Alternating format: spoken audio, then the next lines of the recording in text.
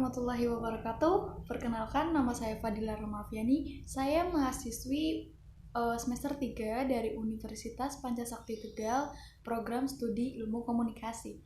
Di sini saya akan membahas materi tentang hambatan komunikasi massa. Setiap kegiatan komunikasi, baik itu komunikasi antar personal, komunikasi kelompok, maupun komunikasi massa, sudah dapat dipastikan akan menghadapi berbagai macam hambatan. Hambatan dalam kegiatan komunikasi manapun tentu akan mempengaruhi efektivitas proses komunikasi.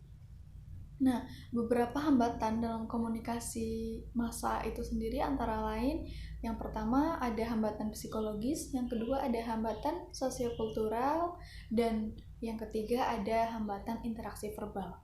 Untuk hambatan psikologis itu sendiri dikatakan hambatan psikologis karena terkait dengan unsur-unsur dari kegiatan psikis manusia. Yang pertama ada kepentingan, yang kedua ada prasangka, lalu stereotip, dan yang ketiga ada motivasi. Lalu kepentingan itu sendiri dipengaruhi oleh sikap reaktif komunikan terhadap komunikasi yang diterimanya, dan komunikan melakukan seleksi terhadap pesan yang diterimanya. Interest komunikasi ditentukan oleh manfaat atau kegunaan komunikasi itu bagi dirinya.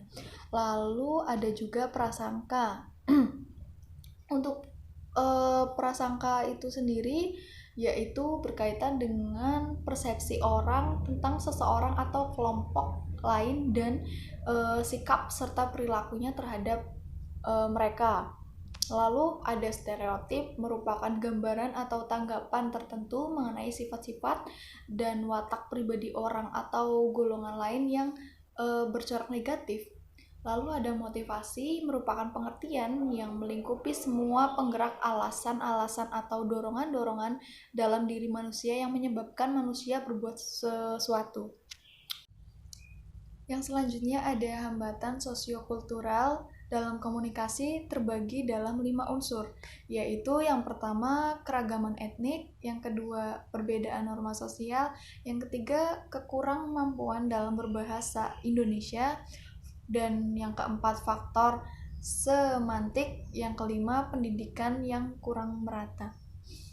Untuk keragaman etnik itu sendiri terkait dengan kebudayaan, suku, adat istiadat. Budaya sendiri itu merupakan tradisi yang biasa terjadi secara turun-temurun dan tanpa disadari mengalami pelestarian. Keanekaragaman etnik dan wilayah biasanya menjadi hambatan dalam kegiatan komunikasi massa. Lalu ada perbedaan norma sosial, itu dilatar belakangi juga karena perbedaan budaya. Perbedaan budaya itu menyebabkan perbedaan norma sosial yang berlaku di suatu daerah. Norma sosial tersebut terkait dengan cara, kebiasaan, dan tata krama dan adat istiadat setempat yang disampaikan secara turun-temurun dan dapat memberikan pengaruh bagi seseorang untuk bersikap dan bertingkah laku dalam masyarakat. Yang selanjutnya itu ada ketidakmampuan berbahasa Indonesia. Pesan yang disampaikan melalui media massa distandarkan menggunakan bahasa Indonesia kecuali program acara tertentu, misalkan acara televisi di daerah-daerah tertentu yang menggunakan bahasa daerah seperti TV Semarang, atau di Cirebon atau di Bandung, Jawa Barat, itu menggunakan bahasa daerahnya sendiri. Dan yang keempat ada faktor semantik, merupakan pengetahuan tentang pengertian atau makna kata sebenarnya. Dari hambatan semantik ini ada pengucapan kata yang salah akibat terlalu cepat dalam berbicara, perbedaan makna dan pengertian untuk kita atau istilah yang sama sebagai aspek psikologis dan pengertian yang konotatif. Dan selanjutnya ada pendidikan yang belum merata, terdapat kesenjangan pendidikan antara masyarakat dan yang tinggal di kota dan di wilayah terpencil, sehingga komunikator kesulitan menyusun dan menyampaikan pesan kepada komunikan, khususnya yang berpendidikan rendah. Lalu ada hambatan mekanis, hambatan teknis yang terjadi pada pemancar atau terdapat gangguan karena cuaca buruk atau mesin cetak rusak dan lain-lain. Lalu yang selanjutnya ada hambatan interaksi verbal. Menurut De Vito, mengemukakan 7 jenis hambatan yang sering terjadi pada komunikasi antarpersonal yang ia sebut sebagai barriers to verbal interaction. Yang selanjutnya ada hambatan interaksi verbal. Hambatan-hambatan itu dapat terjadi pada pihak komunikator dan komunikan sekaligus, secara bersama-sama atau masing-masing. Pada komunikasi massa, hambatan tersebut pada umumnya terjadi pada pihak komunikan. Nah, jenis hambatan tersebut itu antara lain yang pertama ada polarisasi, kecenderungan untuk melihat dunia dalam bentuk lawan kata dan menguraikannya dalam bentuk ekstrim. Contohnya pemberitaan media massa yang tidak netral berpihak pada satu konstituen. Lalu ada menghadirkan sikap a priori atau praanggapan sebelum melihat atau mendengar, menyaksikan, dan mengalaminya secara langsung.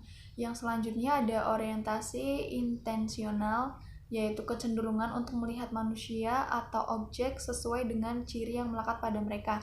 Contohnya, ketika seorang presenter tampil dengan busana tidak menarik secara intensional, komunikan akan menilai presentasinya pun tidak menarik. Atau seseorang presenter yang memiliki gelar banyak, komunikan menilai lebih kredibel. Lalu selanjutnya ada evaluasi statis, lahir dari persepsi kurang tepat tentang manusia atau objek dan kemudian menetap.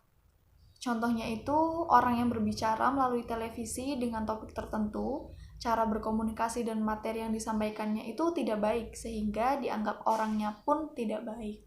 Dan yang terakhir ada indiskriminasi. Komunikan dihadapkan dengan seorang komunikator. Reaksi pertama komunikan adalah memasukkan komunikator itu ke dalam kategori tertentu, bisa berdasarkan bangsa, agama, ataupun disiplin ilmu. Nah, sekian penjelasan materi hambatan komunikasi massa dari saya. Kurang lebihnya mohon maaf. Semoga apa yang saya sampaikan bisa bermanfaat dan bisa menambah pengetahuan kalian tentang komunikasi massa. Sekian dan terima kasih. Wassalamualaikum warahmatullahi wabarakatuh.